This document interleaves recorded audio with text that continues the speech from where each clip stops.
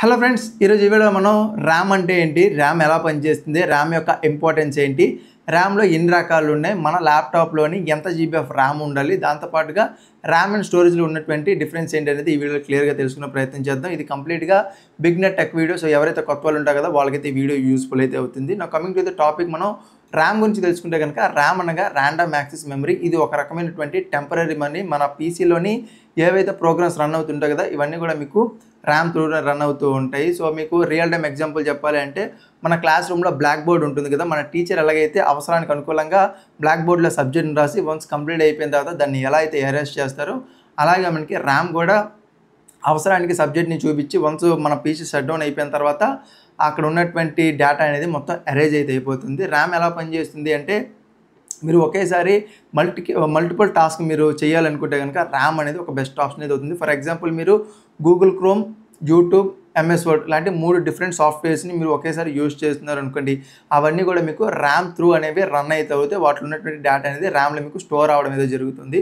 అలా కాకుండా మీరు మల్టిపుల్ టాస్క్ చేయాలంటే ఒకేసారి సైమల్టేనియస్లీ ఒక 4-5 వెబ్సైట్స్ని మీరు ఓపెన్ చేయాలి గూగుల్లో కానీ, లేదా ఒకేసారి 4-5 సాఫ్ట్వేర్స్ని మీరు రన్ చేయాలనుకుంటే కనుక ర్యామ్ అనేది మీకు ఎంత ఎక్కువగా ఉంటే మీరు మల్టిపుల్ టాస్కింగ్ చేయడానికి అంత బెటర్ ఆప్షన్ అనేది మీకు చూడడం అయితే జరుగుతుంది. ర్యామ్ వల్ల ఇంపార్టెన్స్ ఏంటంటే, మీ పీసీ లేదా ల్యాప్టాప్ అనేది ఫాస్ట్గా లోడ్ అవ్వడానికి, అంటే మీరు ఆన్ చేసిన వెంటనే ఒక 10-15 సెకండ్లోని వెంటనే విండోస్ ఓపెన్ అవ్వడానికి మీకు ర్యామ్ అనేది ఒక అవకాశంగా మారుతుంది. దాంతోపాటుగా మీరు గేమ్స్ ఏమైనా ఇన్స్టాల్ చేస్తారు కదా, అలాంటివి ఓపెన్ అవ్వాలన్నా సరే మీకు ర్యామ్ అనేది చూడడం అయితే జరుగుతుంది. ఐ మీన్ ర్యామ్ యొక్క ఇంపార్టెన్స్ అనేది అక్కడ చూడడం అయితే జరుగుతుంది. దాంతోపాటుగా మీకు ప్రీవియస్గా చెప్పినట్టు మల్టీ టాస్కింగ్ చేసినప్పుడు, అంటే ఒకేసారి సైమల్టేనియస్ని మీరు యూజ్ చేయాలన్నా సరే ర్యామ్ యొక్క ఇంపార్టెన్స్ అనేది మీకు అక్కడ కనబడుతుంది. దాంతోపాటుగా ల్యాగ్ లేకుండా మీరు పీసీని యూజ్ చేయాలి అనుకున్నా సరే మీకు ర్యామ్ యొక్క ఇంపార్టెన్స్ అనేది తెలియాల్సి అయితే ఉంటుంది. ర్యామ్లో ఎన్ని రకాలు ఉన్నాయి? ర్యామ్లో సాధారణంగా మనకి SRAM అని చెప్పి ఒక రకమైన ర్యామ్ ఉంటుంది. ఈ ర్యామ్ అనేది చాలా అంటే చాలా వేగంగా అయితే ఉంటుంది.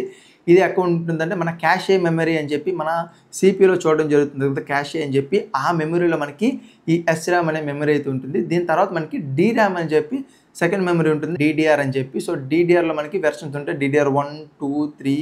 ప్రజెంట్ మనం 4 and 5 అయితే యూజ్ చేస్తున్నాం. సో ఇవి మనకి ర్యామ్స్లో టైపు.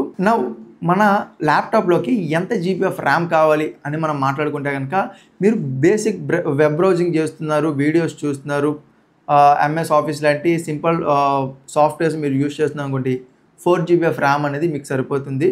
అలా కాకుండా మీరు ఇంకొంచెం లైట్గా ఎడిటింగ్ చేస్తున్నారు, కొంచెం మల్టీ టాస్కింగ్ చేస్తున్నారు అనుకుంటే 8 GB ఆఫ్ ర్యామ్ ఉన్నటువంటి ల్యాప్టాప్ లేదా పీసీ తీసుకుంటే ఒక బెస్ట్ ఆప్షన్ ఇది అవుతుంది.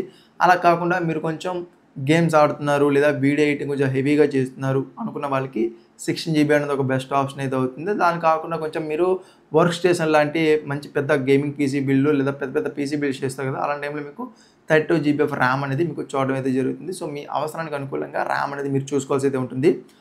Coming to the RAM and storage, ఈ రెండింటిలో ఉన్నటువంటి డిఫరెన్స్ ఏంటి అని మనం మాట్లాడుకుంటే కనుక, మీకు రియల్ టైమ్ ఎగ్జాంపుల్లో చెప్పాలంటే కనుక, ర్యామ్ అనేది ఒక వర్క్ టేబుల్ లాంటిది. సో మీరు వర్క్ చేసినప్పుడు మాత్రమే అక్కడ మీ ఏవైతే వర్క్కి సంబంధించిన ప్రాపర్టీస్ ఉంటాయి కదా వాటన్నిటిని యూజ్ చేస్తారు. వన్స్ వర్క్ కంప్లీట్ అయిపోయిన తర్వాత ఆ టేబుల్ని క్లీన్గా సెట్ చేసి వస్తువులన్నీ ఎక్కడ తీసి అక్కడ పెడతారు కదా. ఏవైతే వస్తువులు మీరు ఒక చోట నుంచి తీశారు కదా, అది మన స్టోరేజ్ డివైస్.